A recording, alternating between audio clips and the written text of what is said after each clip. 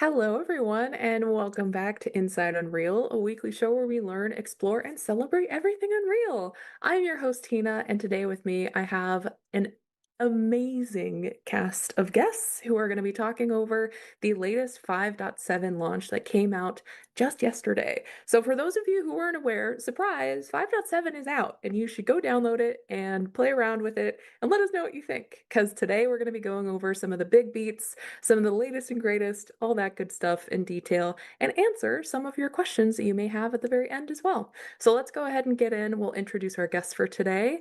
So to start us off, let's start with Adrian. Why don't you tell us a little bit about yourself?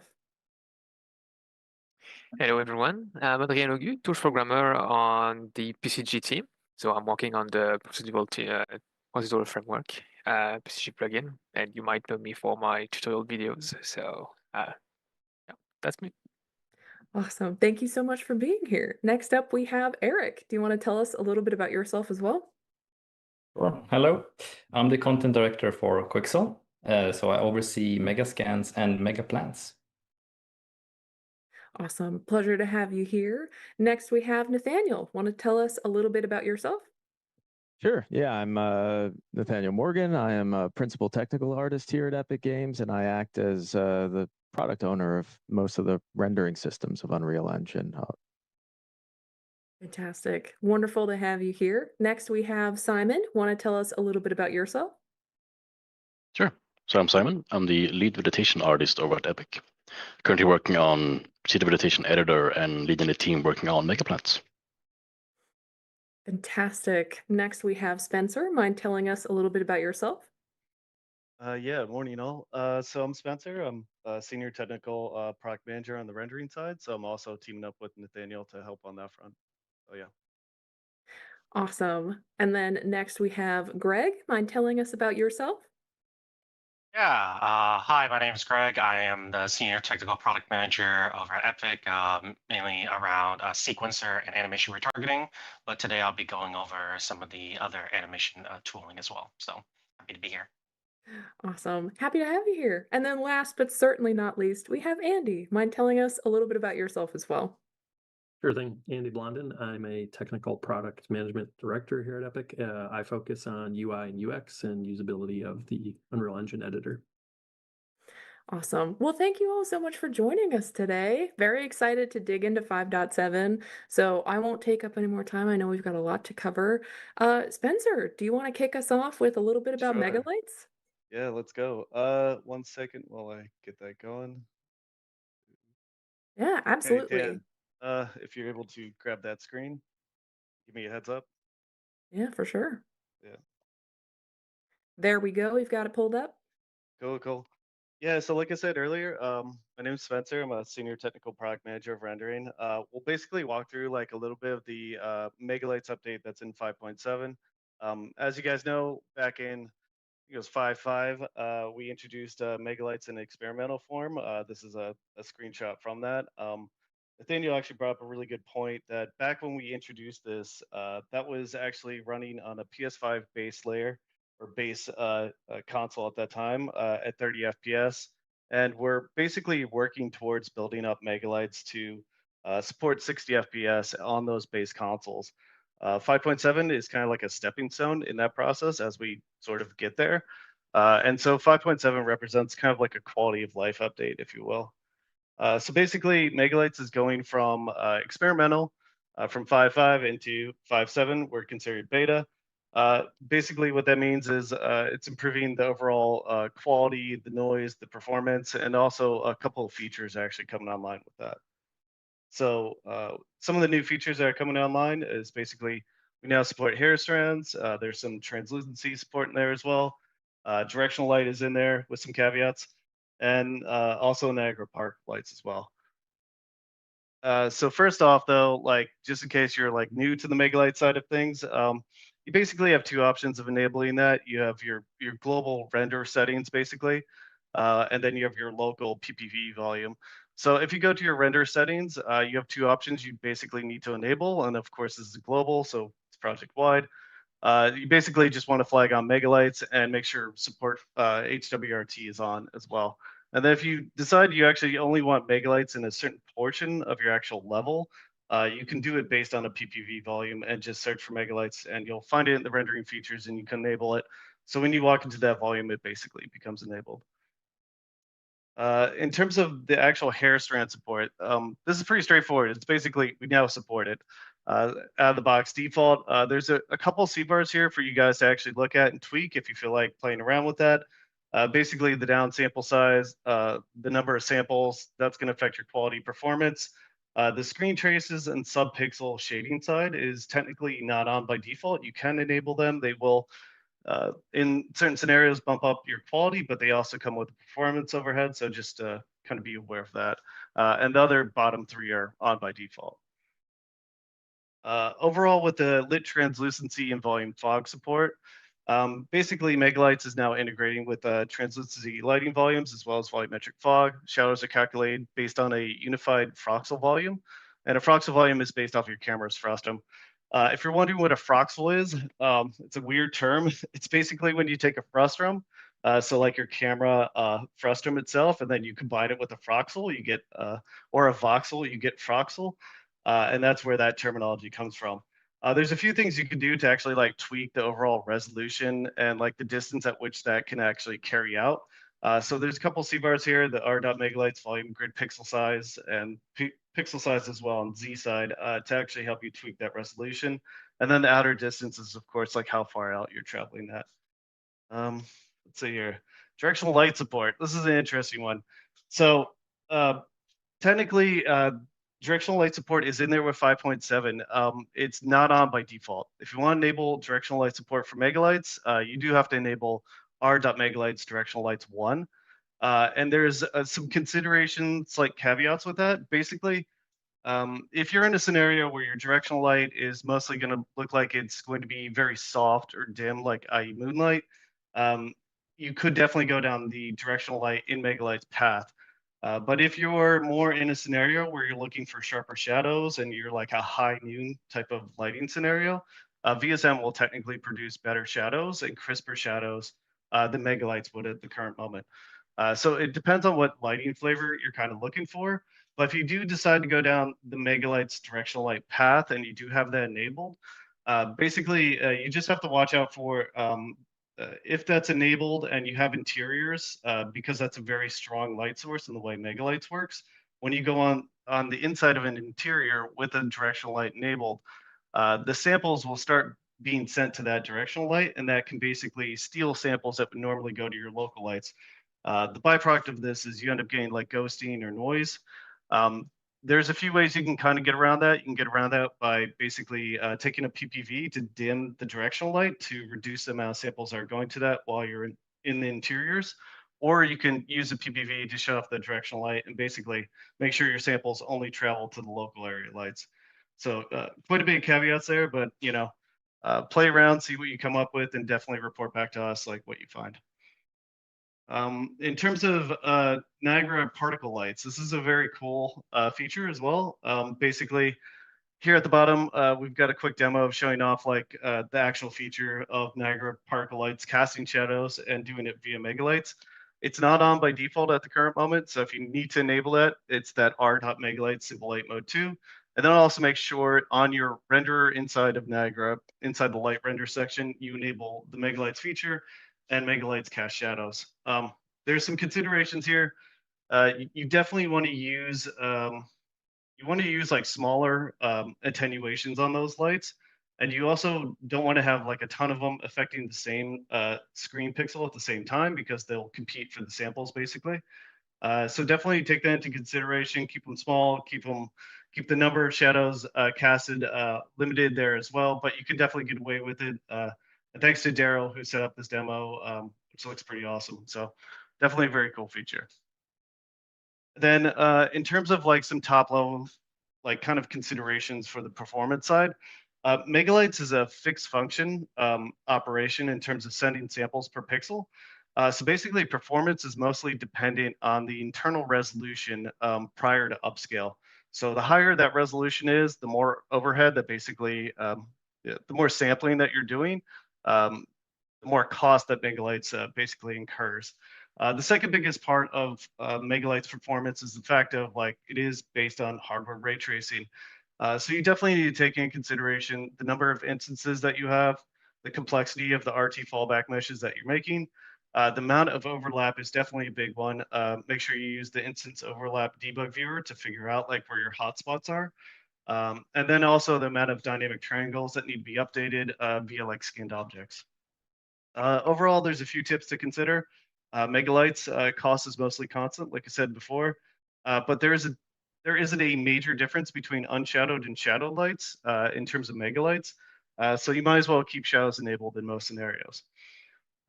Also, Megalights should be used along with Lumen HWRT because this allows sharing the RT scene overhead in optimizations between both systems. It's definitely a better system if you work with that. And then in terms of debug views, there are some debug views that allow you to help diagnose your scenario. The first one at the very top, you need to enable with these two CBars. It's r.megalights debug 1 and r.shaderprint 1. Basically what it does is, as long as you have Megalights enabled, and those lights are also enabled as well, when you drag your cursor over the screen, it's going to show you where those samples are being sent. Currently at the moment, I think the default amount of samples is 4 samples per pixel. So you'll see 4 rays basically shoot out and they'll point at different lights as you go through. It's going to happen every frame that you're doing this. So it's going to be stochastic and looking fairly random. What you can do is you can type out r.shader print, or I'm sorry, r.shader lock 1, and that will actually lock your rays at any given point where you're hovering. So you can determine like where those rays were being sent and which light. Just in case you're trying to chase down like which rays are basically taking your samples, if you're seeing issues in terms of blurriness or other issues you may encounter. Another good one out there is r.forward.lightgrid debug 1. This basically shows you, it's kind of like a lighting complexity view.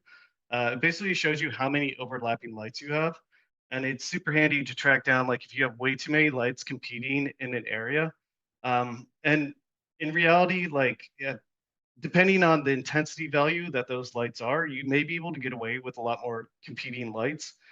Say you have one very strong light, but you have a bunch of really weak lights. They may not cause as much noise as if you have like all those lights set at the same intensity value. So definitely experiment around with that and kind of use these tools to help you diagnose the issues that you run into. In terms of limitations, definitely want to make sure we call it limitations here. So currently in 5.7, the features that are not supported is the forward render itself of Megalights. Directional cloud shadows are not supported.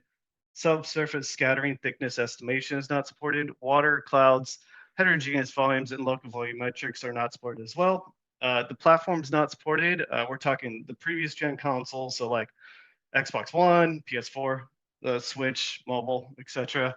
And the platforms that are definitely supported are the current gen consoles, the base consoles, PS5, PS5 Pro, Xbox Series X, Xbox Series S. And then also any hardware, any PC hardware that with ray tracing capabilities as well. That's pretty much it on my side. I don't know if we want to pass it off to Nathaniel at this point. Sure. Awesome. If you can share my screen, Dan. All right. Yeah. I'm going to start by talking about Substrate. So Substrate is enabled in 5.7 by default for new projects. So let's talk a little bit about what is Substrate. So at its core, Substrate is Unreal Engine's new material system, and it's like a total change to how materials are stored and rendered by Unreal Engine.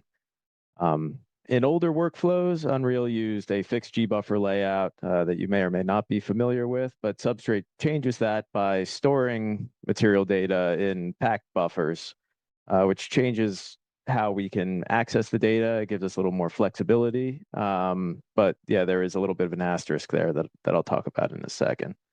So this isn't a new shading model. It is a redesign of how the material data is evaluated, which means that there are some knock-on effects, like hardware blending is not supported, but we can blend multiple shading behaviors per pixel, which lets us author previously impossible materials. Things like, sweaty or bloody skin, oily tarmac, or wet car paint are all good examples of things that would have been effectively impossible to author accurately using legacy materials. Another advantage of this system is that it is built to scale automatically across platforms. Substrate can simplify or skip expensive configurations on low-end hardware and adjust memory use based on pixel complexity, which is all tunable per platform. The idea being that you can author a high-end material once, and it will automatically scale down to your target device without, duplicating the asset or maintaining a separate version. So for artists, that means you have a little more creative freedom. Previously you'd have to pick a shading model, something like default lit or clear coat or subsurface, and hope that it would fit your needs. Substrate, you can instead like mix and match shading behaviors. You can have, fuzzy clear coats, clear coated subsurface scattering, all of those kinds of things, all within a single material. Substrate does this by using slabs, which are modular, physically based building blocks that define how light interacts with the material. You can layer and blend these building blocks however you need, giving you full control over how the material interacts with the renderer. So put simply, you don't actually choose shading models anymore. You get to build them.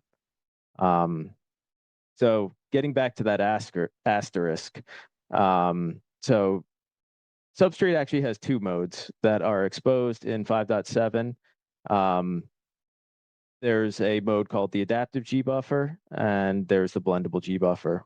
The adaptive G buffer, which I'll talk about on this slide, is intended to be used for shader Model 6 platforms, including PC, PlayStation 5, and the Xbox Series consoles. And this is the version that uses the bit-packed UAVs to encode the substrate data per pixel, which gives you access to the full substrate feature set, which includes closure blending and per pixel material topology.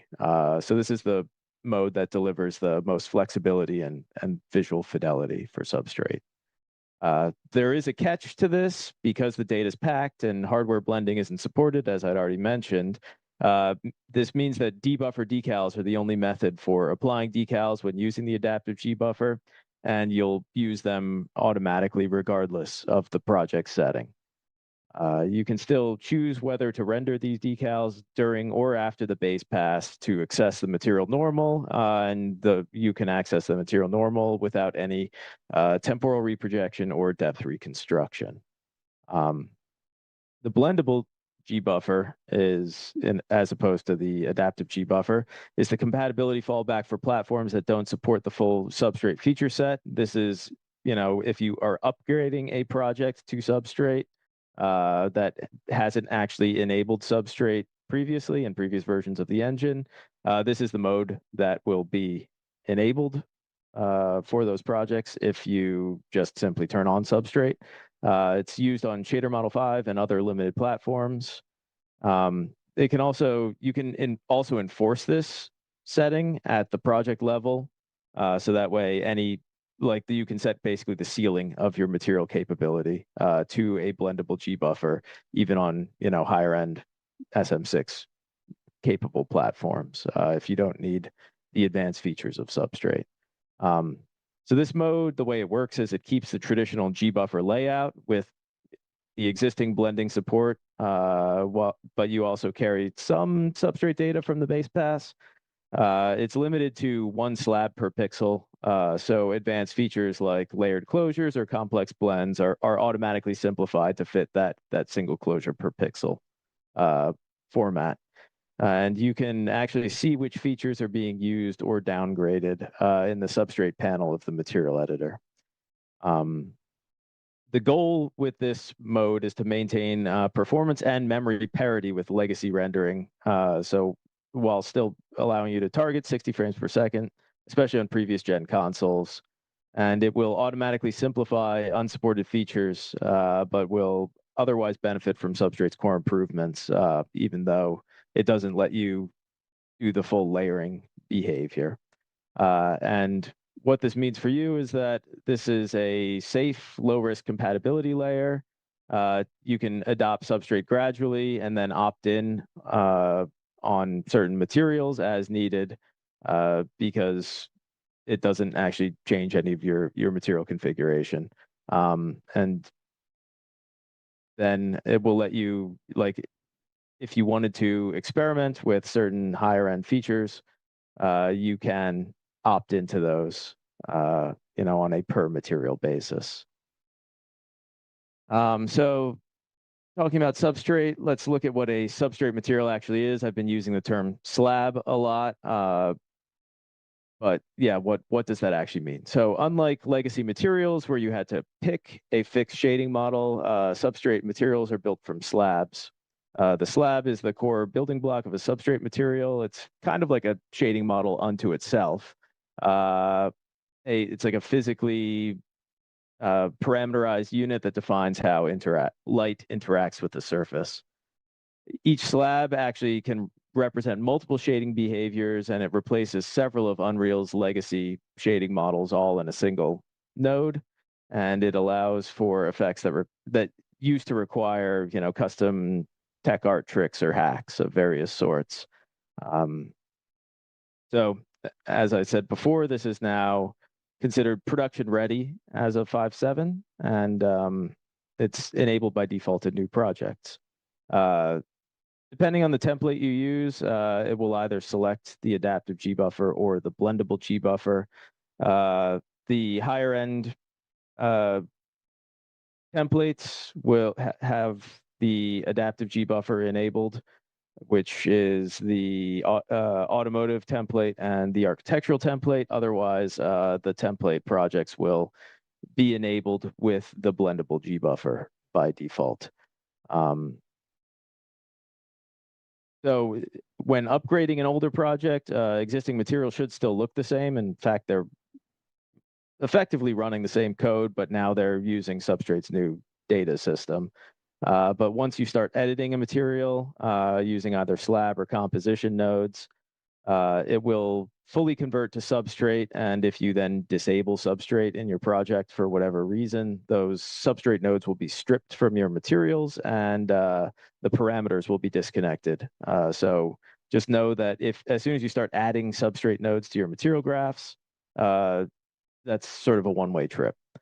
But the main thing to know is that this is a safe and incremental transition, and you can opt in on certain limited test cases or for materials that could benefit from some of these features.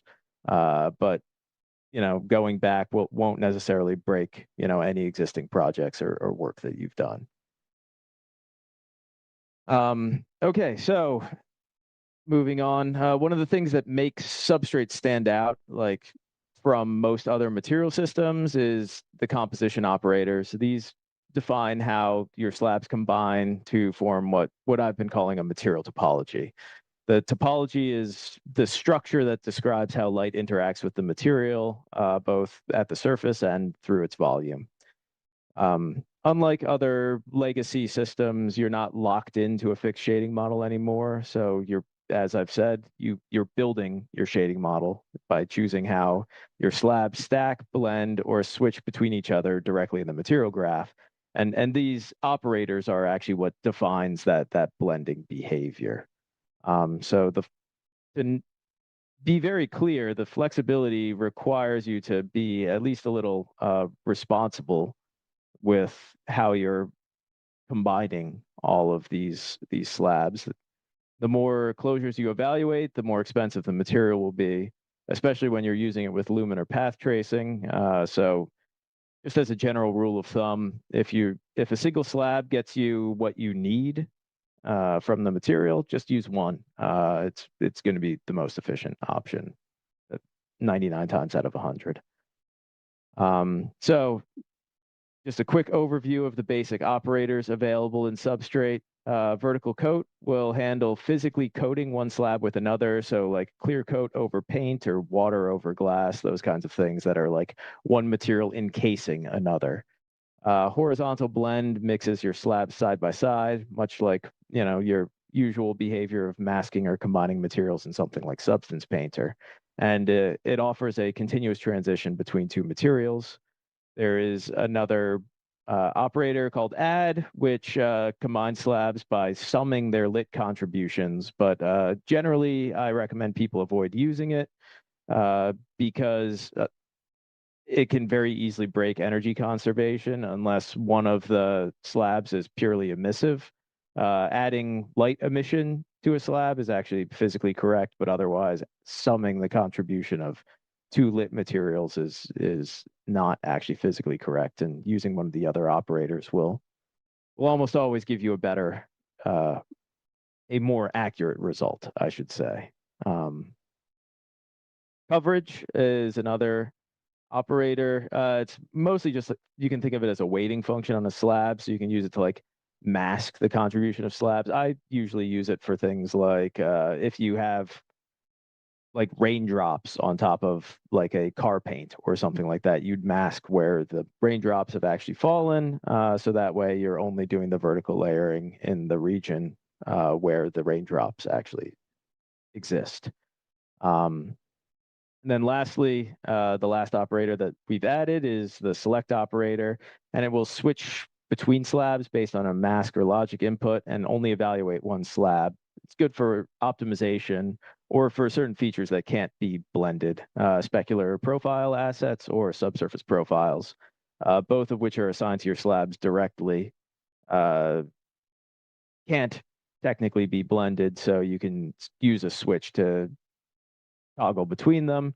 Another way of using that same switch is to do some kind of a dithered transition using like an interleaved gradient noise or something like that in order to, and then rely on temporal anti-aliasing to kind of stochastically choose between the two slabs in your select. So yeah, together all those operators will give you full creative control over how your materials are built, combined, and organized. And that'll help you design your materials more to your needs and the needs of your project. So you can tailor your materials in a more holistic way for your project's needs. All right, so all of that sounds pretty expensive, but Substrate does offer some opportunities for optimization as well. A single slab is more expressive than anything in the old system. So again, try to use single slabs wherever possible.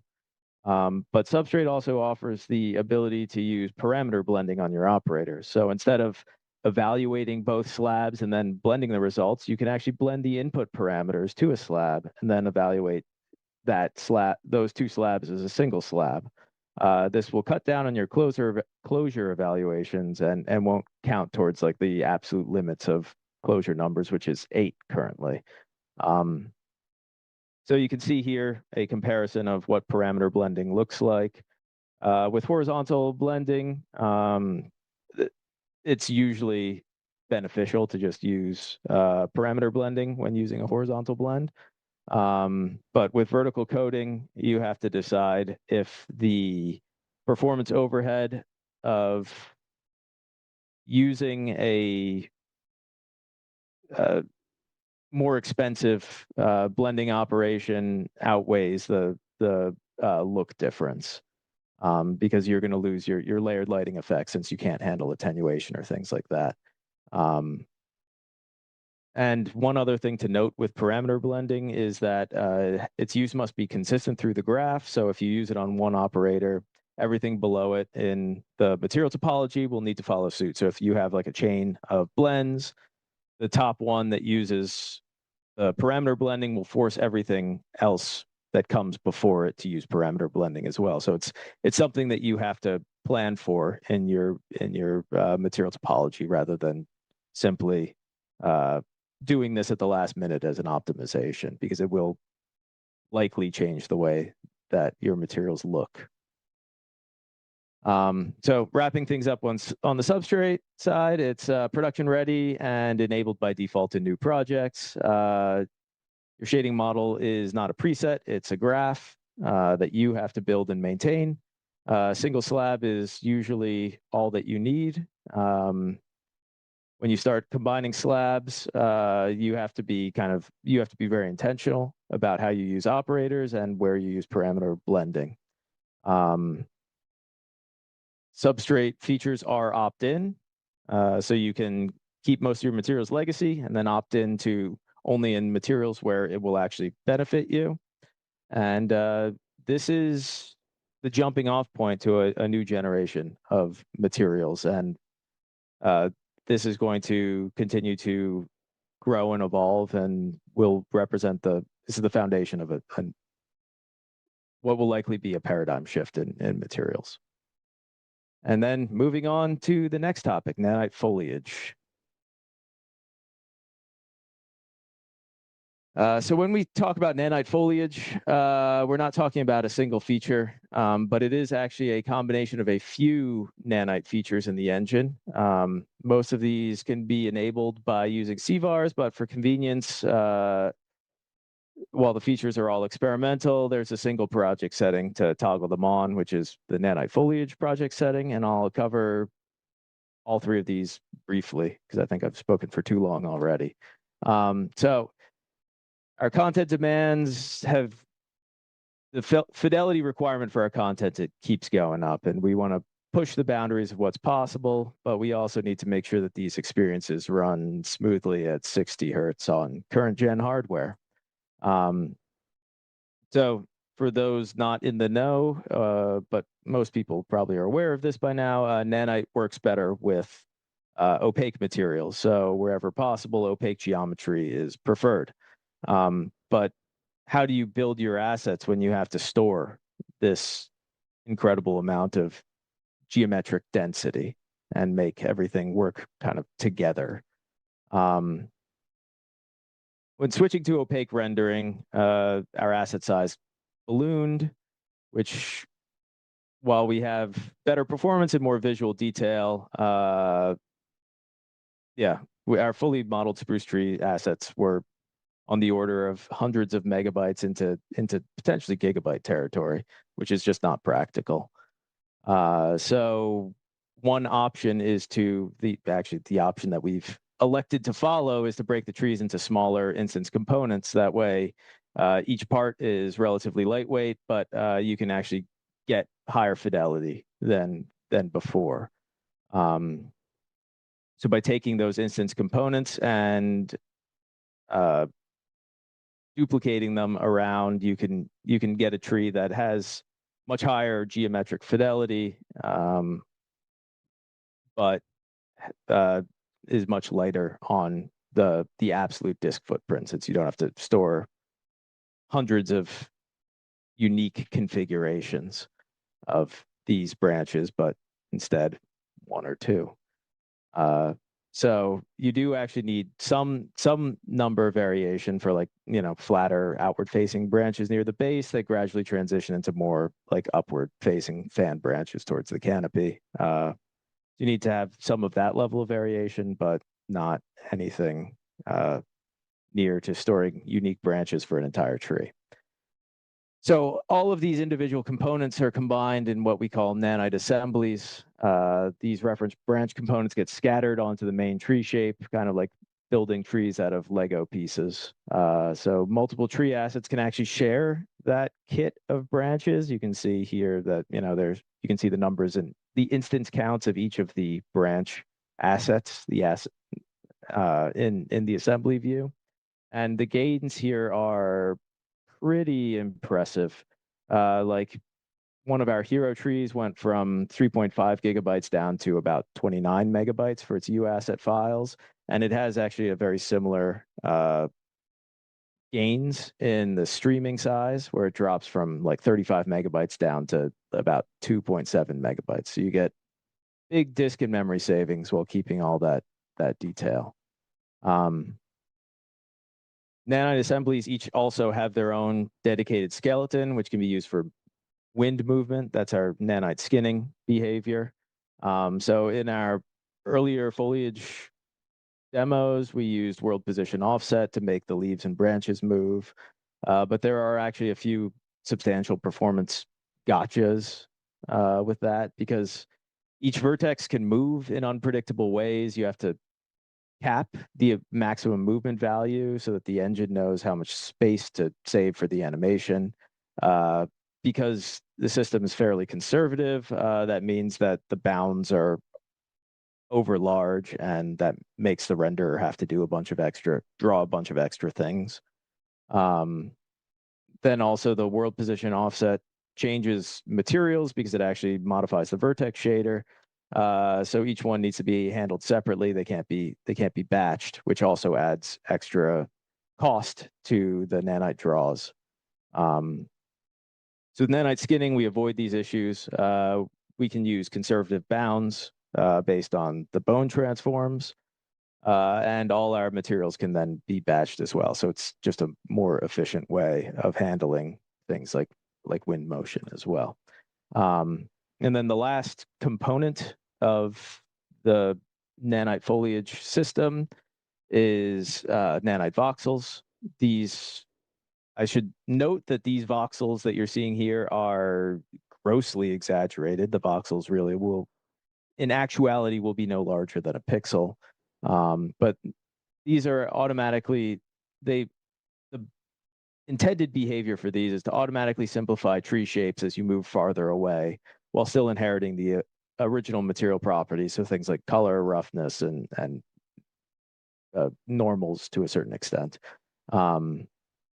They are an alternative to traditional imposters because you can keep the tree's full volume and shading from every angle. And the transition between the regular triangle-based version and the voxel version is barely noticeable when, again, we're talking about the appropriately sized voxels rather than these exaggerated ones. So looking at this at a distance, again, using these same exaggerated size voxels, you can see how it simplifies like a pretty complex area into something much easier to handle without losing like a sense of volume or form. If you squint at this, these kind of read like trees. So after turning on nanite foliage in your project, enabling voxels is pretty easy. The old preserve area checkbox in the mesh's nanite settings is now a dropdown called shape preservation, where you can choose either none, preserve area, or voxelize. Selecting voxelize enables voxelization for the entire mesh, and there are a few experimental options you can tweak for different results. You can adjust the ray count to balance quality and build times, and use the voxel level to bring the voxel transition closer to the camera. Although by default, it's set to so that the switch is pretty much invisible. So overall, we're seeing less over-occlusion in forests with this approach. More light's able to pass through instead of being blocked by large flat base geometry. So here's an example of the triangles, a lot of geometry here. And then here is a view showing which parts of the scene are using voxels and which aren't. The green areas are voxels and the red areas are non-voxel geometry. And you can see that a fair portion of the scene has already switched over to the voxel representation, and I'll just click back. It's fairly transparent. So how do I create nanite assemblies? Up to this point, there hasn't been a dedicated tool for authoring assemblies in the engine. But for 5.7, you now have a few experimental plugins that can facilitate creation. You can create one from a blueprint using the Nanite Assembly Editor Utils plugin. You can generate one from a PCG graph using the PCG Nanite Assemblies Interop plugin, or you can create Nanite Assembly Foliage with the Procedural Vegetation Editor plugin, which we'll talk about in just a second. You can also import Nanite assemblies. We support importing USD files, and then authoring requires a DCC tool that supports exporting to USD and gives you the ability to apply plug-in USD schemas to primitives in the USD stage. And if you just want to get started testing out these things, you can download the Quixel Mega Plants assets that are currently available on Fab. And I think that's all I've got for today. Fantastic. Thank you so much for walking through that. And I know we also have a plan to go through a little bit of the procedural vegetation editor as well, which I think is a pretty seamless next step from there. But thank you so much, Nathaniel, for walking through that, especially Substrate and everything we got going on with the new nanite foliage. Very cool stuff. All right. Well, Adrian, let me know whenever you're set up, and then we'll take a gander into some vegetation editor, shall we? I'm ready. Can show my screen. Awesome. All right. There we go. Got it set up. So yeah, segueing into that, we do have a new procedural vegetation editor that launched in 5.7, or PVE for short. So gracefully, Adrian has kind of offered up to share his screen because I'm a bit disposed of my own workstation. So thank you, Adrian. We'll go through it a bit here. Kind of how it's set up is that currently you can load in kind of 3 data that we supply through what we call mega plants for Fab. And what you can then do, if you go to the left-hand side in that box in the starting of the graph, this is kind of where we load this data in using the mega plant. And what you can then do is you can apply kind of parametric edits to all of your tree assets that are kind of non-destructive. So if you go through some of the nodes, for example, you can see some of the yellow nodes here. So for example, so we can go through a couple of carve nodes, we do some gravity, we do some resizing, for example. So you can do all these operations non-destructively on the tree shape. The meshing itself happens directly in editor. So we build the mesh. You can have some control over some kind of optimization levels. We're currently only supporting Nanite, foliage, and Nanite, but you can still have some control over the density of your mesh in this step. You can also apply your materials, etc. in this tab as well. And like Nathaniel also mentioned, since we're running skin geometry nowadays, we also have an auto skinning process in here. You can also adjust the amount of bones that you end up applying to your tree. If performance is of your concern, you can lower the amount of bones that you're totally using. We can also load up something called a foliage palette here, where we actually define which meshes that will be spawned on the tree. And they'll be kind of shown as a lineup. So you can kind of inspect what you're getting, and you get some basic information about each asset and what the kind of poly counts are, how many there are, for example. These are then used as the Nanite assembly components that will then spawn on the tree. So if you jump to the foliage distributor, you kind of see that now we're applying them onto the tree. By default, it comes with preset positions, transforms, and rotations from the data we supply. You can feel free to override it as well and tweak it to your liking. At the very end, we have the kind of export node, and this is kind of where everything gets built into Nanite assembly assets that also are skin geometry. You have a few options here. You can also do static meshes, but we do recommend that you use the skeletal meshes for now because it will have full support for new wind system and Nanite foliage.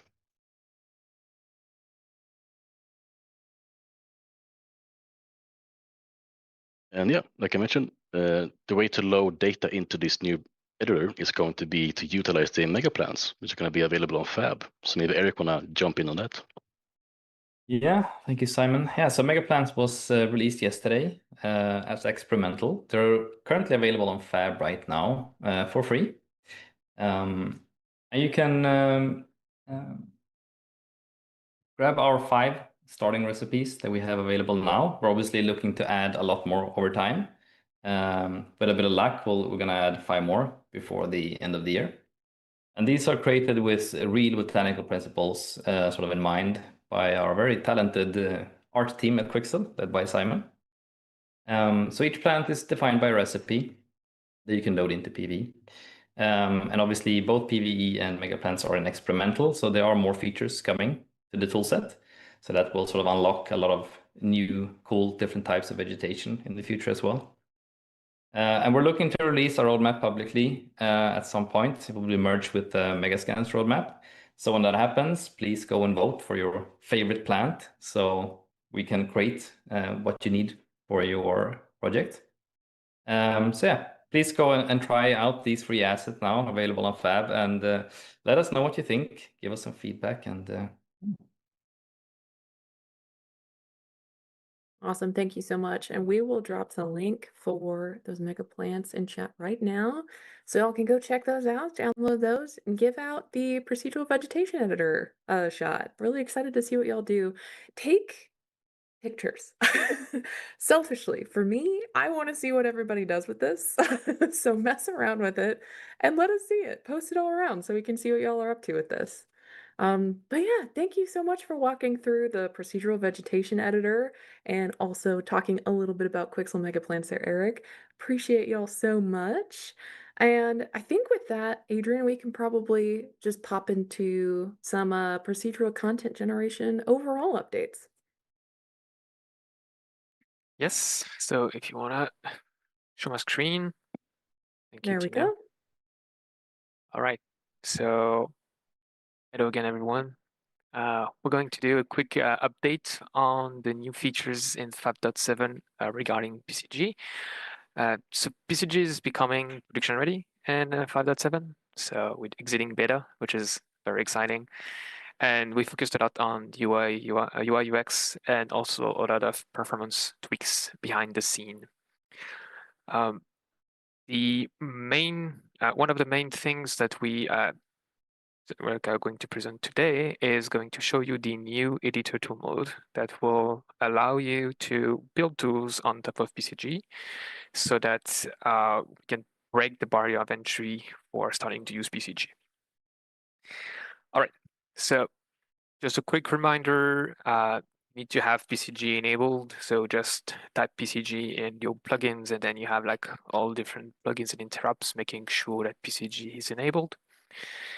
And this will give you this new option here next to the landscape, foliage, and building or whatever. There is a new PCG editor tool mode. So when you click on it, it's going to be pretty similar to what you have with modeling landscape. It's this kind of tools that are defined. Right now, there are only 3 tools available. It's going to be splines, painting, and creating volumes. On kind of the spline, we have 2 tools, draw spline and draw spline surface. So the draw spline is very, very simple.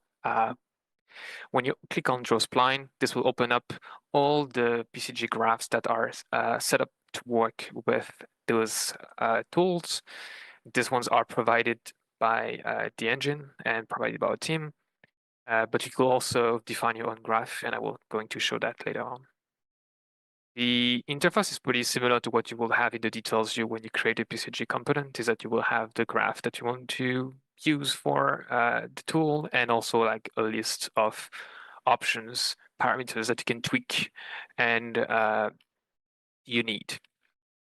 You have also a lot of different options underneath. The actor label is when you select the tool, it will create an actor, it will push a PCG component to it. You can say how this actor was going to be named, what the name will be of the component, what type of actor is spawned. And then you have like options for the spline itself. It's a closed spline. If we want to draw just like drawing 3D or have the tangent drag, so different kind of drawing possibilities. And for this first experience, I was just going to say I'm going to spawn a PCG tree. So I'm not an artist, definitely I'm a programmer, so it's going to be programmer art. I'm sorry for that. So you can just start drawing, and then you can see that you have like the spline that appear and the trees that are appearing on this. So by default here, it says 10 trees. So I can change this number. If I want to have like 20 trees, we're going to be more trees. So it's also updating live when you are playing with the tool. I can also use a distance sampling and then change distance to 5 meters, for example, and it's just I have a tree every 5 meters. I can apply some random offsets if I want it not to be on the like 50%, even 25%, so that they are not line up. I can also play a bit with other options such as the random rotation max, so that it has this random rotation on the y-axis so that they not face the same direction, and I don't know, apply a bit of offset on each axis, x and y axis, stuff like that, so that they are not fit on directly on the spline. So this is like PCG as you know it. You design your graph, you can then play with the settings. It's not directly embedded into a tool, so you can create your own tool with that. Another possibility is I'm going to just accept. I'm going to have that. One thing to note is that the tool will add the PCG component and the spline component or whatever component you have on top of the selected actor. So if you want to create a new actor, make sure that you have no actor selected. So for example, the draw surface, I'm going to do the same. I'm going to say I want to spawn some PCG trees. And I'm going to start drawing like a surface, and then it creates me like this kind of a forest. I can play with other type of validators, being less dense, play with random position offset. You know the drill. It's we've done a lot of forest now, so it's really known how to do a forest. So this is for the spline tool. I'm going to click accept on it. Another possibility is another tool that spawns spline meshes. In the case I have, where is it? I don't remember where is it. I think it's here. Yep. I have like this kind of, I guess, can or some kind of barrier. So I'm just going to select this one for the mesh. And I'm going to try to resample the spline. So I have like 1 meters elements. And I'm just going to start drawing. Oh, I probably had the wrong actor selected. Sorry. Try again. Okay. So going to have the mesh, to resample the spline. There we go. And so with this, it's going to spawn spline meshes along the spline, so you can see that all the meshes are fitting following the spline, so they are deformed to fit the spline. There is also another one for linear tool if you want to use grammar. If you have seen grammar's things to build buildings or some kind of fence or whatnot, that could also be used with the editor tool. All right, so that's for the basic tools for that are provided by the engine, but you can also define your own tool, like your own graph that is using the results of those tools. So in Electric Dreams, you have one graph that take an assembly of some kind of trees, rocks, and whatever, and it can draw a spline, and the assembly will be placed so that the trees are following and the rocks are following the spline. So this is like this spline example graph that you can find in Electric Dreams. I just copied into my project right now. And it's pretty easy to expose a tool from PCG, for the PCG tool. Under the graph settings, you will now have tool data that is available under the graph settings. So you can say what display name you want to have, some kind of tooltip, and then it will say compatible tool tags to know which tags corresponds to which tool.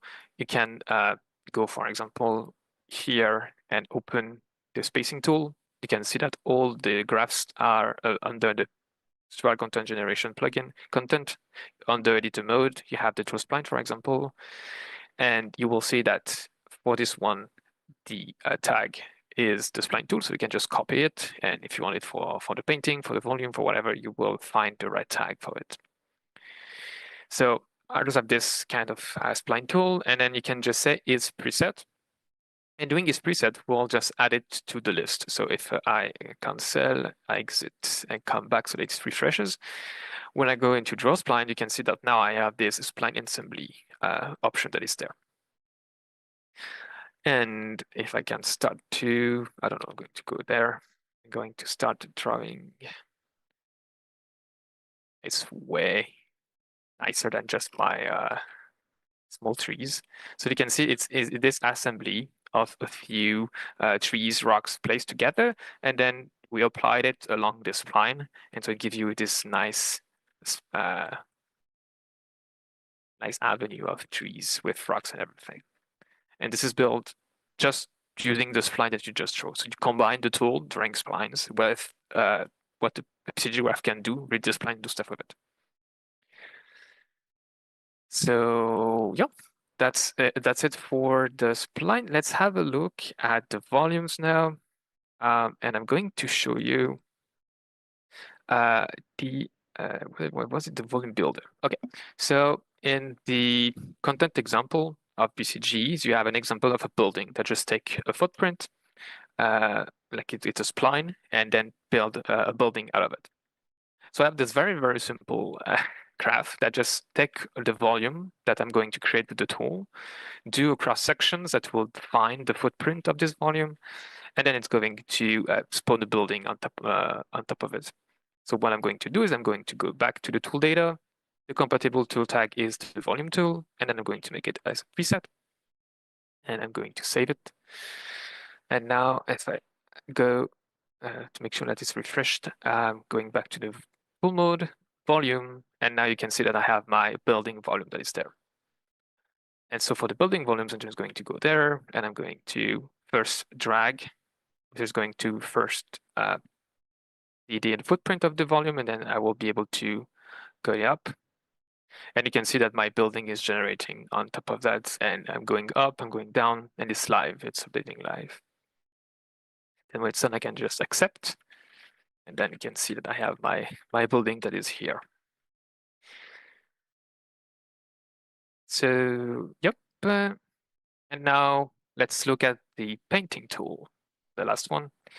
So for the painting tool, I'm going to use the scatter tool, and you can see that you're going to see this, and it doesn't. Yep. That's also a good thing because thing to show that for the painting tool, they will have this small, maybe it's too small. These small icons that just will do a raycast from the cursor to the world, and this is where I was going to start painting. This raycast is configurable. Under the raycast, you can have the raycast rule. So it says can intersect with landscape, can intersect with meshes, and also ignore PCG component. Since my meshes now are generated by PCG, I'm just going to uncheck this one, and now I have access to it. Of course, my meshes needs to have collisions because it's going to need recasting. So if your meshes doesn't have collisions, it won't work. The raycast won't work. But in my case, I have collisions of my walls. So I can start painting. So I'm just going to say I'm going to use the PCG seedlings just to have like a small some foliage, and I'm going to start painting. And it's going to place my my seedling on the building. Same thing, you have a lot of options. I won't go over through all of them. But what is interesting with this is that you can reopen the tool, you can go to the component, and you can see the graph. And you can also inspect what is going on in PCG, so you can debug what's going on, or you can also look at those graphs to learn how to build your own and how to use the results of those data. So in the case of the painting, we have this concept of tool data. So when you paint, basically what it's doing is just spawning a lot of points at different places when you have the raycast that is hit, and it's stored on the actor directly. And so you can inspect the data here, and you will find the list of all the positions that are paint, basically. And you can then use those positions to do whatever you want inside the graph. So that's kind of sum up what I wanted to show as a quick overview of the editor tool mode. We have also like a few other things that are coming with F7, especially with manipulating splines and also making polygons, which is like cousins of splines. One thing that's interesting for the splines is the intersections. So what I'm going to do is that I'm going to just draw a spline, and I'm just going to do, this is my own graph that is empty. So I'm just drawing a spline and there is nothing PCG related that's going to happen. And I have this graph, so I'm just going to start drawing one so that we can start seeing what's going on with my graph. It's just taking the spline, making a spline mesh with some planes, and then sampling alongside the spline and spawn some cylinders. As I said, programmer arts. And if you look at the graph that I did, you can just pull out the spline and just draw. And I'm doing some sampling. And this is the spawn the spline mesh, so that's how I'm spawning the spline meshes. Then I do some operation to get points from the left and from the right of the spline and spawn my cylinders. What is new in 5.7 is this operation spline intersection. What it's going to do is that it's going to find the intersection of the multiple splines that you have as input. Since now I only have one, there is no intersection. But if I draw another one, it's what I'm going to try it right now. I'm just going to draw a new spline, make it empty. And now you can see that it's updating automatically where it detected the intersection, removed all the cylinders that are intersecting with the other splines, and changed the one that are next to the intersection to cones. And I can also read. Oh, did I? Yeah. Going to accept. Then I'm going to create another one. Still a new empty, and then I go another one. Going to accept. And so it will be for all my splines. I have this. So this is like a new options for spline manipulation that will allow you to find intersections, which will be pretty nice for roads, for example. What else? What else? Yes, so let's talk about the polygons. So polygons, as you may know, are just close to what linear splines are. So in my case, I'm going to create this one that is the building measure. And I have just one building on top of it. And I have one spline, which is my square spline here. And what I'm doing in my graph is I'm taking the spline, I'll make a polygon out of it. So I can inspect it. And then what I want to do is I want to do the unions of all my polygons. It's going to merge, if they are intersecting with each other, I'm going to merge and create a new polygons out of it. Which is cool is that if I take my square spline and I'm going to move out to the mode, I'm going to duplicate it and I'm going to move it away. Square spline. So here I have two buildings, but if I make them close together, oh crap, I'm bad at this. I'm bad at Unreal. Up. If I make it close to the original spline, now they're going to union and make a new polygon out of it, and it will automatically adapt and make like a new building out of it. I can duplicate it again, and if it's not intersecting, it will just do its own thing where it is, but if it's intersecting, it's going to create a new one and merge them together. So you have like a lot of in the operation under the polygon operation, you can see all of them under operation. And if you right click and step back in polygons, you can see what it's possible to do with polygons. All right, so this is what I wanted to show for the polygons. A few last thing. Do I have enough time? I'm going to take like 5 more minutes. Yeah, absolutely. Show us whatever you want. Okay, perfect. Another thing that I wanted to show is the optimization that we did for the GPU, and especially being able to specify the number of instances we want to generate with custom HLSL node. So I have this very simple graph where I'm just having like a very small HLSL code that just create a grid, project it on the landscape, and choose to spawn a mesh out of it. And yeah, one thing also that is new with 5.7 is that we added the colors on the parameters. This will allow you to see exactly which type is an override. in this case, it's going to follow the same logic than the blueprints. So the integers would be like this turquoise theme. The strings will be purple, whatever. And if you try to, I don't know, what kind of stuff, like I do the add operation, you can see that the strings are strings. It's not this one I wanted to try. Let me check.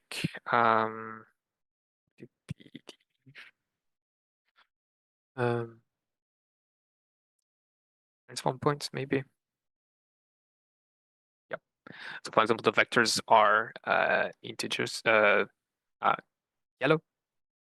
And if I create a constant of type what is it? A transform, for example, that is orange.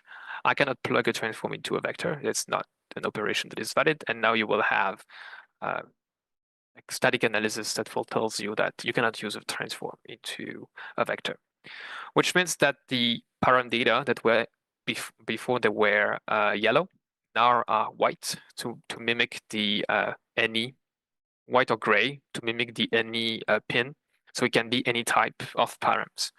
And when you will have an attribute set that you don't know what is the type that is underneath, it's going to show it as white. So in this case, the integers are shows at lime green, and it's drive the number of elements. This number of elements before 5.7 was hard-coded. You could not change it at runtime, which you can now. And I'm generating 256 points, and I can change it. And I say I want to have like 1,000, for example, and it will generate more points. And it's all driven by those parameters now. So you are not limited to a fixed number of points coming out of your HLSL nodes. Okay, I think I'm close to the end. The last one last thing I wanted to show you was like a continuous, from what we talked earlier about Nanite foliage and Nanite assemblies. We have in the release in 5.7 as an experimental plugin that is the Nanite assembly interrupt that you can enable. That will gives you the possibility to create Nanite assemblies out of point clouds. You also have to make sure that in the project settings that the Nanite foliage is enabled, otherwise you won't see your assemblies. And this will also be a good way to show up our asset workflow, meaning that we recently introduced in PCG the way to have standalone graphs, meaning that they don't need to be instantiated into a world. That needs to depends on the PCG component. They can be an asset that lives in your asset browser, and you can just generate this graph directly into your asset editor. So we have the generate standalone graph. So if I look inside my Nanite assembly generator, what it's doing is that it will have like a small cylinder that I can just transform, and I'm sampling points on this cylinder and put some seedling on it and apply some transform out of it. And to make sure that you have the asset workflow working in the graph settings, you have now the is standalone graph that will allow you to generate it directly in your workflow. And what I have is in the end in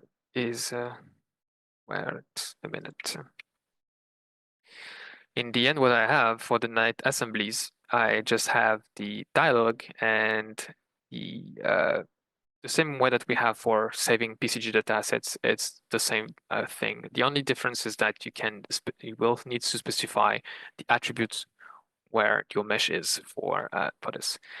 Also, it's only supporting exporting to static mesh for the moment, because skeletal meshes needed to have information between the relation of the bones, and it was arrays, and unfortunately we do not support arrays in PCG at the moment. So it was not like a good way with PCG to do it. So it's limited to static mesh for now.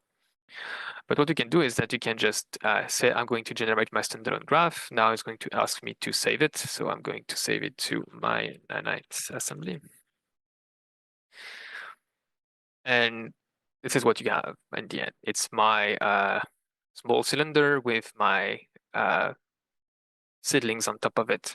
And if you go to the Nanite assembly references, you can see that I have one cylinder and I have like more than 300 seedlings on top of it.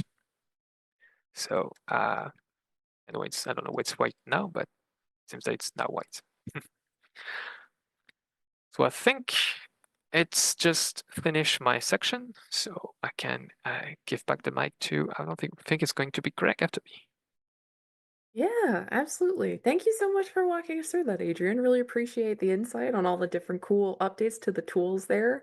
And again, really excited to see what people do with them. And I thought your art was great. Thank you very much. So yeah, next up, we'll hand it over to Greg to walk us through some of the new animation and rigging updates.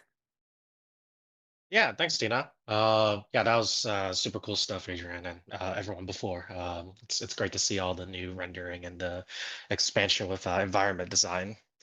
But yeah, I'll be covering the animation and rigging tools.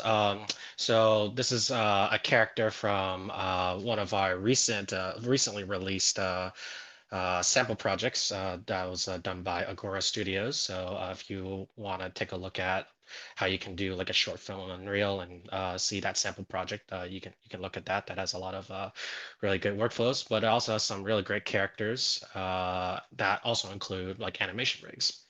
But here, what I wanted to show is super exciting and something that has been requested for us by a bunch of people for a long time, which is we finally now have the ability to actually author our morph targets directly inside Unreal. So if you remember a couple of versions back, we released the skeletal mesh editing tools. Those are now out of beta and on by default. But if you go inside the plugins, you can turn on the skeletal mesh editing tools and also the morph target editing tools, which is currently an experimental for 5.7. But so yeah, let's author some morph targets. So you can see our morph target window here has changed a bit. So you can just add a new morph target pretty quickly like this. I can right click and rename this to, let's just say like arm, let's see, what's that arm? Left arm. So left arm bulge. So now, if I want to ensure that I'm editing that specific morph target, I need to turn on this little circle here on the left, and it'll indicate that it's editing. And then over on the left-hand side, I can go into the morph tab and just say sculpt morph targets. And now I can start using the morph tools or the sculpting tools in order to affect my morph target. So I can hold down B and do the left mouse drag to change the size. I think there's another shortcut for strength. I'm just not remembering it off the top of my head. But you can, change the strength, the fall off as well, and depth, and different axes filters. There's different ways to like show the wireframe if you need to see that. So if I wanted to say, just push this out a little bit, right? I can get that, or maybe I don't like that. I can undo and just change kind of the fall off behavior on the sculpt. Maybe I want that to be a bit more rounded. I can even change the different regions if I want to, and decide if I want to affect the back faces. But you can see that's a bit more of a square, so maybe I don't want that. Maybe I want going back to a bit to the smooth, just so that way I have something just a little bit like that. Maybe I can affect the strength a bit. Yeah, just sculpting something. And I can quickly just apply it to the asset. And we can see that it will go ahead and dirty the skeletal mesh. And in here, I can go and turn off editing and just activate that, and we get that bulge. So this is super awesome, especially if you are familiar with what we've had previously in terms of editing morph targets. Now being able to not only create ones, but edit existing ones. So right now I'm going back to this one and saying, like, you know what, maybe I want something else. Maybe I want different kind of stroke types, or I want to just add a bit more roundness to that, or just even affect a completely different area for some reason. I can do that, apply, and just keep editing and not have to leave the editor. I can just reactivate that and see that. And I can use this in animation blueprints or control rig if I want to. I would just have to refresh the hierarchy, but yeah, I'll duplicate, delete. You can even, I haven't tried this quite yet, so this will be a little new territory, but let's try, say, like a bend. I believe you can say move a specific joint, right? So that way you can get to the specific like pose that you might want and then go and edit that specifically. So here I'm just, oops, that's not what I wanted. Let's say for some reason as I bend, I wanted to push the tricep out a bit, or change some of the vertex behaviors for the elbow, maybe make that a bit sharper, so I can use a bit more of a linear brush and make that elbow just a tad sharper. It's a little tweak, but that might be nice, especially if I'm using like pose drivers or anything else within the post process and a BP, or the control rig just to affect that. So now I have that. Cool. I can apply, and it will do that. It won't necessarily do it in the bent pose, but whenever that pose is bent, I can have other logic to then affect that, to basically activate that pose. So super powerful stuff, super exciting, especially as we're growing more abilities to edit the characters directly in the engine without having to round trip back. So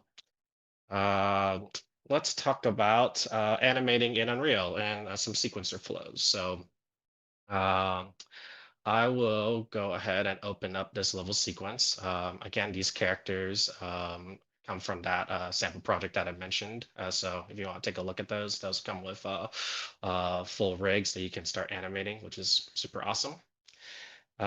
We have the ability in Unreal to not only animate characters, but now we have what we call selection sets.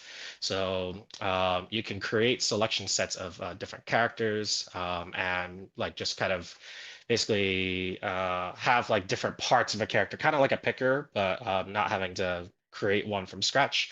You can just go into this animation tab and go into sets, and I'll open up these sets. And I'm gonna move my my tabs around because I don't quite like my setup here. So I can make this a little bit more simpler. I can hide these. Actually, I want to redo that one. Move this here. I can hide that tab and just make this a bit more vertical, so that way I keep my real estate like this. And I can go ahead and just create certain sets. So let's say, for example, I have this animation here, and I'm like scrubbing. I'm saying, oh, I wanna do some adjustments on that arm. Yeah, I want to do some adjustments on that arm, but I want to create a set out of these. So I can go ahead and select the controls inside the animation outliner, and I can say add a set.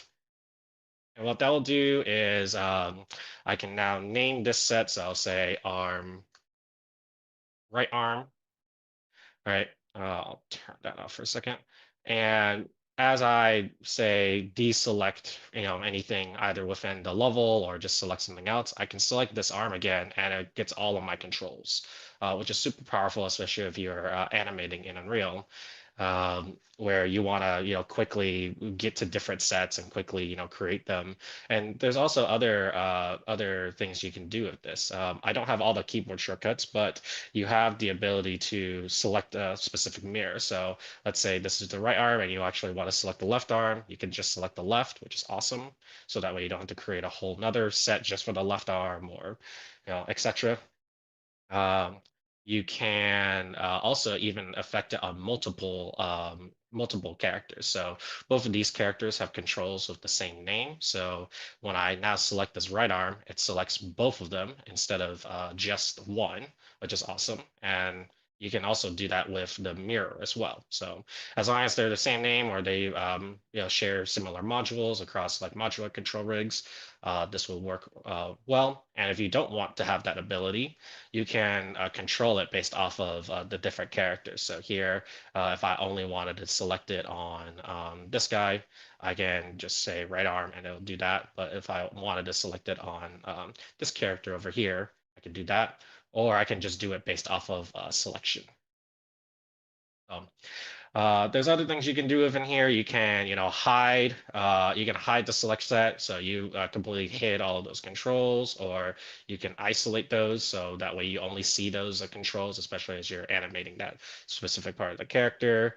You can show all, key, and I'm showing this via right-click menu right now, but all of these are hotkeyable, which is really nice, and you can access that within editor preferences within our hotkey editor.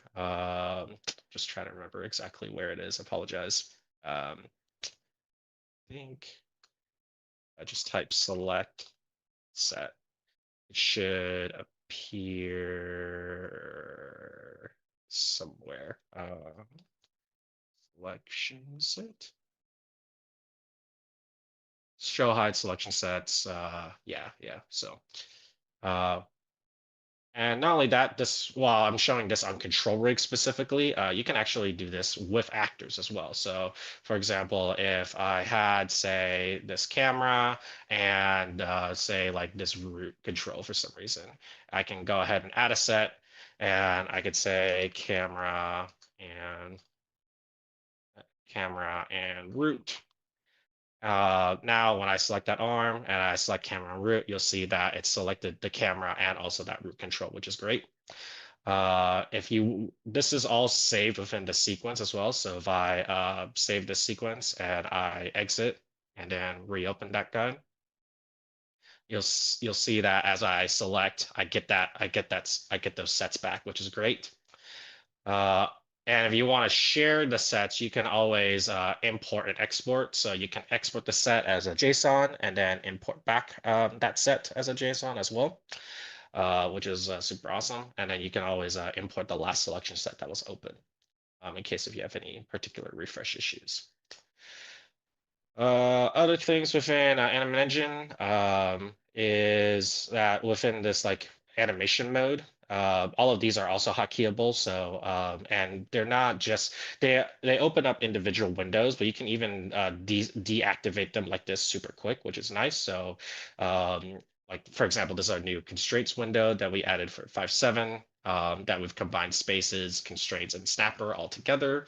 But you can easily access that, and if you don't want that, you can add, this is hotkeyable, but you can just click that and it just disappears. Same with the tween, pose library, and animation layers. So, it's a great quality of life update, and we're looking forward to having feedback around this and seeing what y'all do with select sets and animating in Unreal. Some other things I wanted to share in regards to sequencer was for larger cinematic pipelines, we've added a new plugin called the Sequence Validator. And this basically allows for just as a content check, basically being able to check different parts, different content, and seeing what's valid. So you can go into Windows, Cinematics, add the sequence validator, and you can add certain sequences. So say, for example, I added a few of these, and you can check for certain rules that you want the validator check. You want to check if there's duplicate keys, if your sections are on whole frames, if there's any unassigned assets or bindings, or if some sections are off by a line or not in alignment. You can just do a start validation, and I can double click on any one of these, and you'll see that it takes me to the specific area and sequence of where that's happening. I can go into any one of these other sequences and it'll tell me, okay, like that doesn't have an object bound, that doesn't have a sequence, this doesn't have an audio. So it's super nice just to check your content. And this works with like really complicated sequence hierarchies as well. So if I were to throw in, say, actually, let me clear the sequence and go to, say, root, and I start validation, you'll see that as I go in, I see my root sequence, but I have like a bunch of subsequences with all the different rules and other sequences that I was trying to see, hey, where are the problems? I can go and fix those, which is great. The last thing I'm going to cover is around some new retargeting features. If you know, in 5.6, we did a pretty massive update into retargeter, so that way we can expand and have it be more feature rich. I'm very happy to say that with the release of Fortnite Sidekicks, there are some uses of IK retargeter directly in runtime in Fortnite across all the platforms. So if you want to check out how some of the features that I'm going to show can play in Fortnite, you can. Although none of the experimental features that I'm showing here is being used by Sidekicks, but we're looking at how we can leverage those features for other internal projects and things that are to come. So the first thing I wanted to show off was, especially when you're retargeting animations across to really large characters, that actually, I'll use this animation just to be a little easier to show. You know that cases like this, where there's inner mesh penetration, can be really challenging to edit and work with, especially if you know that there's multiple points. Like there's obviously the hands going into the hips, but there's also moments where, like here, with the feet, colliding with the belly and the other part of the foot. So we wanted to make this a little easier to work with. So we started to integrate physics into the retargeter. So in 5.7, you can look up this plugin called Relative IK. That's this Relative IK up. It's under experimental. And what we're going to do is we can use physics to push out our IK effectors. So just to show you what that looks like, you can see our little IK effectors here. Let me make those a little bit bigger and thicker. So those are the things that are affecting the end parts of our limb.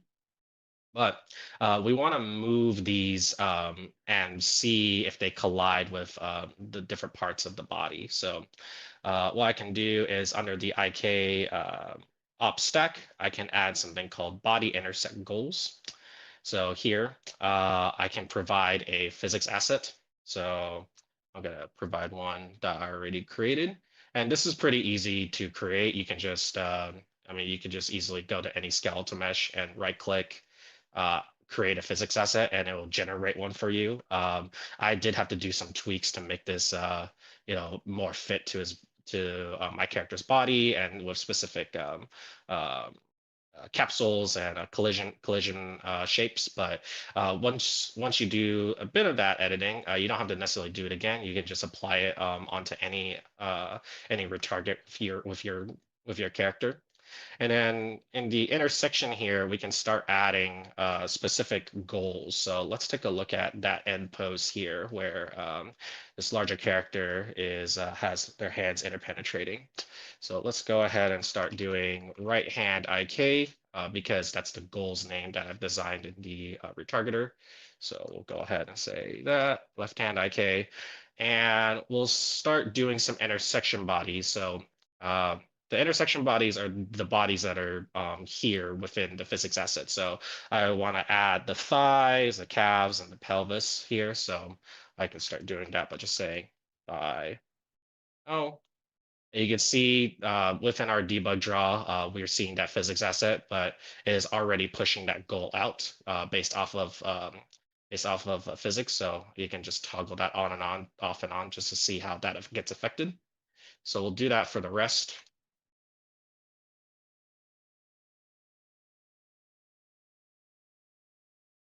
I won't do all of them because it'll be a bit boring for you to see me just type in all of these things. But we can also do the left, the feet as well. So the left foot and the right foot. Let me turn on that debug drawing again just to make sure I have all of those. So that way, when I go back to that pose here, you can see that the goal is pushed out a bit more. So let's just hide that debug drawing. If I toggle that back and off and on, you can see that's a bit better. Maybe I want to make the belly or the foot a bit bigger. So I can just go into the physics asset and say, go to the pelvis and just, increase the size of that. Oh, come on. Come on. There we go. So I can increase the size of that capsule, and you can see that that pushes out the foot. So that's super powerful, and this works not only for offline retargets, but also for live mocap and performance capture.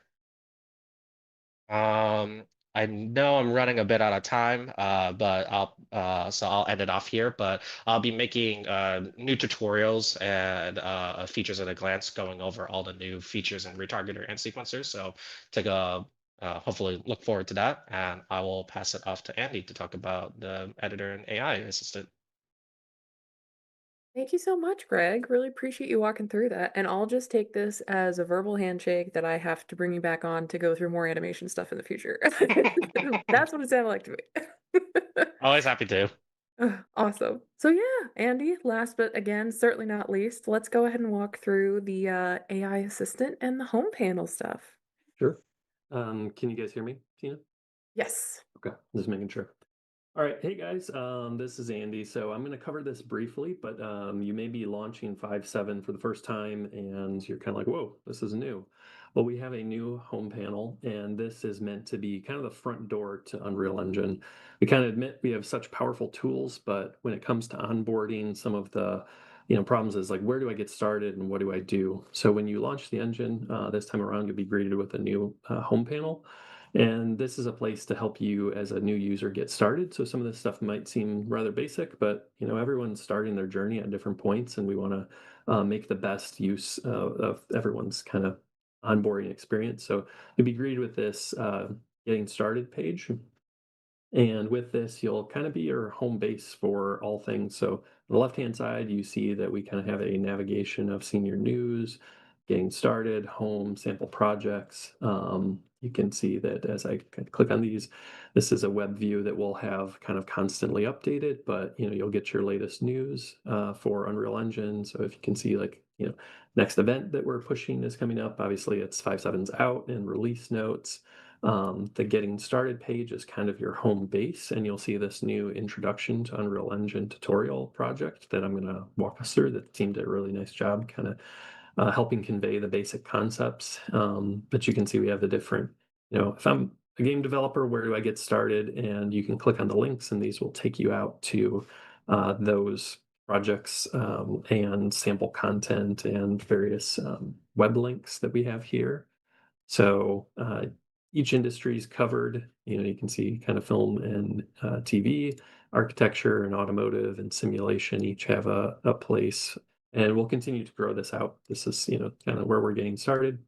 The sample projects, these will take you out to Fab to go ahead and get downloaded or get started on your first projects. So, we want it to be the one-stop shop for all your needs. If you need to ask questions on the forum or things like that, again, it's kind of an always present, helpful home screen for you. So kind of walking you through some of the basics here. You'll see that you can create a new project, and you will have a new project window. It'll pop open with the templates. You'll see there's a new intro to Unreal, and I'll show you from the get-go here. You can access that as well. It will go ahead and one button click, create a new project for you. I've kind of cooking show recipe already done that, so we're going to cover that in just a second. But if you're returning a second time, you'll have your My Projects. If you get the home, you'll see here's all your projects. So I have a lot of dummy projects that are here along with the latest news, and it'll put you into the latest project that you're currently working on. If you're a superpower user and you're like, I don't really need these features day to day, you can also just load the latest project, and it will kind of minimize the need to go through some of the other onboarding, but we just want to provide a way for each person. So I've already clicked the getting started and the launch button, and by doing that, you're greeted with a new tutorial that helps you get up to speed. So I'll go ahead and hit play, but instead of having a blank viewport and a blank world, it basically teaches you the basics by playing a game. So here it says, here's how you look around. You can left click, look around. You can WASD, and then it talks about hitting the play button. And I'll go ahead and show you some of the basics. So, it teaches you how to do the WASD, how to walk through, and you're the first person character. So you're walking through and you kind of stop at each pod. It explains that you're going to go through and it'll give you some helpful hints. You can hit escape and do the exercise.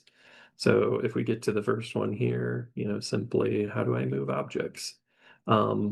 As you move objects or as you enter the certain area, you can see here it's trying to greet you with, hey, there's a toolbar at the top of the level editor that will allow you to engage with how to move, scale, and rotate. So I'm going to go ahead and hit escape and kind of go through. So in this case, it's trying to teach a new user that you can scale objects, you can rotate objects, and you can move objects. So, super helpful, super easy. If I hit play again, we'll resume right from there and it will kind of keep going. So going through each one of these exercises teaches you the basics. So we have the content drawer. So it says that you can go ahead and use the content drawer. If you come up to the ledge, you'll see it's kind of saying, hey, you're not going to be able to make it over this ledge. So you're going to have to drag in a mesh and complete it. So I'm going to go ahead again and hit escape and hit control space to pull open the content drawer, put a ramp in here, rotate this guy around, use those skills I just learned, scale it up, position it into place. And now my character, when I hit play, will be able to make it through the gap. Same thing here for the details panel. It's trying to say, hey, in this object, you don't have collisions turned on. So if I go to walk through, you can see I'm walking through the ramp. So as a new user, I'm going to hit escape. I'm going to click on the mesh and I'm going to search for the word collisions.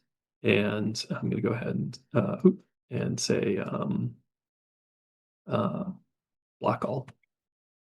Now I'm going to go ahead and hit play and I'll be able to walk through and continue on. So same thing for outliner here. So all the core systems, it's going to say, you got to this and there's this blocking volume. So let's delete the actor. So as I hop out, it's going to ask me to search for blocking volume. And as you can see, I got close enough to it here. I can see it. Let's go ahead and just delete that. So I'm going to hit play. And now I should be able to complete the exercise and walk through the obstacles. And this area is teaching me a little bit about materials. So in materials here, it's saying you can find it in the content browser and modify something. So I go ahead and find this guy and I will click on it, open it up. I can change the surface properties to this. So we'll make this red in this case. Let me go ahead and close out and then again play. So you can kind of see step by step walking you through. So I don't have to do every single one of these, but you can see they have particle effects. We're trying to teach everyone. We have some of the meta sounds as well. So when you enter the volume, it'll play a noise, and then you can modulate that noise by going and interacting with the assets. This is kind of showing us you have physics, and you can bump into those objects and kind of knock them about. In here, it shows us how we can have lighting and talks you through adding light, so to darken or to lighten the room. In here, you can see that this is mirroring my animation. So as I jump, teaches you about animation. This one will do and show you how to play a sequence in a kind of a cutscene manner where we might fly the camera and then resume some of the gameplay. Same thing for blueprints, adding simple interactivity into the scenes. So you can kind of see it gives you like U1. And then from here it gets into, what are the templates to make your first project, and some more of the sample content to go look and see. So yeah, again, it's a nice onboarding experience for people who are brand new to Unreal and need to get started quickly. Next up after that is I want to show you a little bit of our AI assistant. So there is a new AI assistant that, again, is meant to help you kind of answer questions quickly. A lot of people end up kind of searching for information, whether it's, I'm going to Google it, I'm going to YouTube it, I'm going to do this and that. It's intended to be more about advice. But if you come to plugins and search for AI assistant, it's like having a helpful kind of tech art friend that's beside you that can offer all kinds of assistance. So you want to turn this on, go ahead. It's going to ask you to restart the editor. Once you restart it, you'll notice a couple things here. You'll have under the window, you'll have a AI assistant tab like this. So you can take this and like dock it if you want, but it's actually at the lower right corner, which I have a window in the way. So I'm going to go ahead and click that. You can have a pullover, so it kind of expands the drawer, and that's with Alt F1. You can quickly kind of toggle this in and out, and you'll see that this is kind of like having a chat bot, like a chat GPT style question answer directly inside. So, again, it's easy for here, like you can say F1 to hover over any UI element and you can ask a question. So, if you're brand new and you're like, what is the static mesh? You're going to go ahead and hit F1 and it says, I would like to know about a static mesh. And what does it do?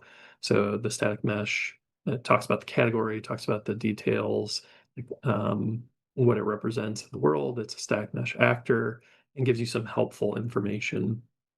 So this expands kind of like beyond just the level editor, but also into all the asset editors. So if I did something like material here, and I just double clicked on, let's see, like this material, you'll notice that this Ask AI is also directly in here as well. So I'm going to go ahead and do the same thing. Like I don't know what this node does here, so I'll just hit F1 and it will ask and kind of give you a helpful kind of tooltip information. So it's definitely really nice to be able to just search around and ask directly and find the contextual information really quickly. That works for, material editor, works in the blueprint editor. You might not know, what a specific, blueprint does. If I open this fun little asset here, inspecting someone else's stuff, you're like, I don't know what a dynamic material instance is. So you can hit F1 and go ahead and find what information it does. You can also ask questions that are along the lines of general-ish questions. So if in here, we're kind of asking, like, how do I make a pickup my game? It will go ahead and give you step-by-step instructions. So it has a form of kind of memory as well. So, I'll ask questions. The thing is, it'll give you nice, useful links that will take you out to content that's already on our learning platform. And then it will go ahead and kind of find you the right solution step by step here and provide instructions. You can see it can also generate C++ code in here. But it's not meant to, I should have a caveat, it's not meant to access the project and know about the content you have within it and manipulate the content within the editor. The awesome PCG tools that we just saw, it's not intended to say, make me a new PCG graph at this point in time. We're, looking at all the next steps for this, but the first step is just knowledge and helpful information to be able to kind of have a dev right by your side as you're going and ease the process of learning really quickly. So yeah, there's the AI assistant. You can store and save the chats. If you log in, you can recall those and save them and categorize them just like you would inside of any other chatbot these days. So again, it's kind of Ask AI is your helpful friend. It's right there, and you can pull it out, dock it somewhere else, and close it as need be. But yeah, I mean, I think that's kind of the overall coverage I wanted to show of some of the onboarding experience, the home screen, and the AI assistant. And I'll hand it back to you, Tina. Awesome. Thank you so much for walking us through that. I really do love the getting started project that you walked through too. I am really hopeful that that'll be helpful to a lot of our beginners who might be picking up, especially from 5.7 specifically. So you can get a little bit of a lay of the land. And then, of course, also the AI assistant right there in editor to hopefully help fill in any gaps that might come up along the way. So thank you so much for showing that to us. Really appreciate it. And appreciate you all, of course, all of our wonderful guests for showing all the cool stuff that you did today. We have a little bit of time here for some questions, so I'll ask a couple that we've been pulling from chat. Though, if for whatever reason we can't get to y'all's questions that you've been asking us throughout, please do go ahead and go over to the Epic Developer Community forums and post them there, and we'll answer as much as we can over there when we can. In the meantime, let's get into what we have here. So since it's top of mind, Andy, I actually have a question for you about the AI specifically. And folks are curious if they can ask questions in regards to 5.7 specifically, or basically how up to date is its Unreal Engine knowledge? It is trained on our documentation and our EDC knowledge base, and then you could see some of the source code as well. So it is pretty up to date. It will lag behind a little bit, like it's one of those things that we have to feed it into the model when there's new. I saw Adrian's things on PCG for the first time, today. So again, it lags behind a little bit, and we'll be adding to that as soon as possible. But I found in some cases, based on reading the source code for like CVARs and things like that are just purely undocumented, it does a fairly good job of summarizing the information that's there, even based on some of the source code that exists. So. Awesome. Fantastic. Thank you so much. Next question, I'm actually just going to steal for myself super quickly because I did see some folks curious if they could install the latest Unreal Engine on Linux. And yes, you can, but there is a slight caveat that I just want to make sure our Linux users know about. And that's beginning with 5.7, Linux will transition from STL2 to STL3. So any users with customizations to STL2 code who are interested in switching to 5.7 should be aware that they'll need to rework some of those changes for STL3, just as a little aside there. Next question I've got here is about Substrate specifically. So some folks are curious, is Substrate a lighter system than the old material system, or are they about the same in that aspect of performance? Well, it depends is the answer. It depends on, so using the legacy, the system has, like, the materials are pretty well calibrated for being as performant as we can make them while still having kind of the features that they have. And the blendable G buffer replicates that. So there is very little overhead in terms of, if you're using the blendable G buffer mode in Substrate, they're effectively the same cost, and you get kind of the same behaviors that you'd be familiar with. The adaptive G buffer does have some overhead.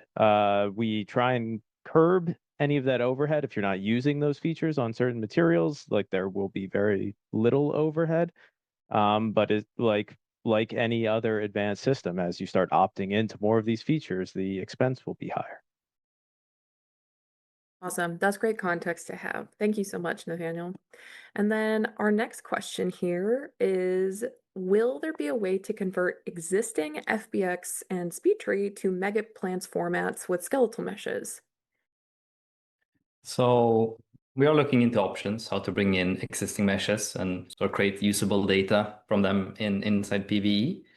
This is very exploratory at this point, so it's really hard to say if and when we can deliver that feature. But yeah, it's something we want to do. Yeah, awesome. Got a couple PCG questions in here. The one I really want to make sure we ask is it better to use PCG mode to draw multiple splines with grass, bushes, examples like that, or to use something like blueprints with spline and PCG graphs? I don't really know. I mean, That's fair. the idea behind the tool is just to streamline doing stuff like making splines, because like making spline with just the tools that you have directly in the engine, it's a bit cumbersome. So we're trying to push it so that like 3D drawing it is way easier for that. So but the old solution is also working pretty well if you want to do your own spline in Blueprint or generate your spline with UCG because you want it to be procedural. You can also do that. So that's it's just another layer of streamlining PCG, more or less. Yeah, absolutely. All right. Next question here is for Greg. Some folks are curious if some of the tooling that you walked through also works on examples like quadrupeds. Yeah, for the retargeting bit, all of that stuff is you can use it on any character, same with the morph targets and select sets. All of those should work on any character, any scale mesh, anything of that sort. So yeah, not specific to bipeds. That's awesome. All right. Well, thanks so much, y'all. I know that was super rapid fire questions. Obviously, I'm aware that there's more in chat, but we want to be cognizant of our guest time as well as y'all. We've been here for a little bit, about 2 hours now. So thank you all so much for sticking it out with us. Again, if you have additional questions, please take them over to the Epic Developer Community Forums where we can answer them for you there. Quite specifically, we actually have the release thread for 5.7 that is currently pinned in the chats. So go head on over there. If you have questions about the 5.7 release or just comments, things you're excited about, all that kind of good stuff, go ahead and post it there so that we can keep an eye on it. But otherwise, I want to take a second to thank all of our guests again so much for coming on today and walking through all of these new updates. There's still tons more too. It's impossible to go through everything within just this time period. And there was more for even, I know, each of our guests to go through too. So highly recommend that y'all go check out the release notes so you can get an idea of the overall big picture of what's going on and also just play with the new version yourself and enjoy it. Let us know what you think about it. Of course, as always, we are looking for your feedback and ways that we can continue to expand and improve on the engine. But thank you so much for being here, and thank you for asking questions, and thank you for being part of our community. If you missed any part of the stream and you want to go back, rewatch it, get all that information directly into your brain space, no worries, because we post all of our streams in video format that can be viewed on demand on both our Twitch and YouTube channel at Unreal Engine. You can also keep up with us at Unreal Engine on all of our socials for the latest news, updates, and all that good stuff. And I know I've already mentioned it a million times so far, but last but certainly not least, if you haven't already, please come join us over on the Epic Developer Community. This is where we house our documentation, tutorials made by both Epic staff and wonderful members of our community alike, as well as our forums. And also, the AI assistant is available directly there in the Epic Developer Community as well. So lots is available to you there. Anything that you might need, you can probably find at least the beginnings of it there. So check it out if you haven't already. And with that, we'll wrap up for today. Thank you so much, everybody. And as always, happy developing. We'll see you later. Bye, Thank you very everybody. much. Thanks, Cheers. Dan. Thanks, Tina.